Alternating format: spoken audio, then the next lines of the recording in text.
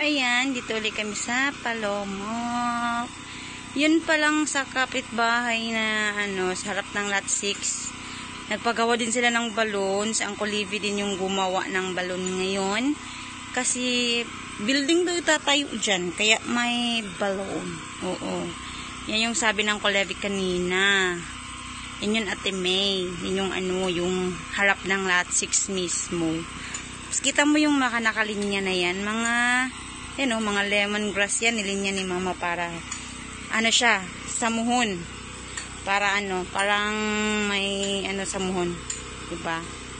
Mga nakalinya na yan. Yan, nakita mo yung mga nakalinya na yan. Yan. Mga lemongrass yan pa, punta dun sa lot 7. Tapos yung Daddy 4D namin, hindi yan pagpahinga mula kanina pagdating. Kahit maulan. Sobrang sipag naman na ito. Sipag-sipagan, sobra. Tandahan lang kasi. Huy. Hindi ko pa naman nalagay yung nagawa yung pangtanim dyan . Easy lang. Tatapos din natin yan. Yan na yung ginawa namin. Yung lot 7. Sobrang linis na rin. Pero may konti na lang sa gilid. Ayan. Ganyan ngayon yung itsura niya.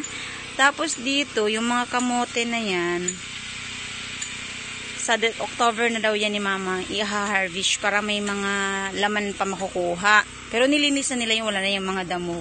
Wala nang talahib. Puro na lang talaga kamote.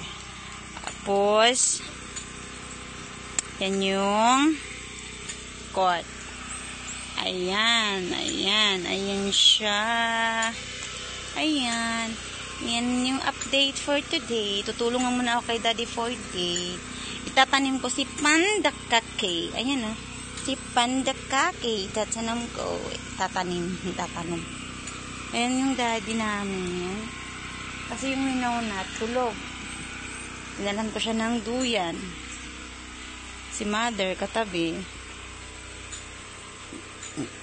Tulog din. O si Winona, tulog din. Kami na muna ni Mahal ang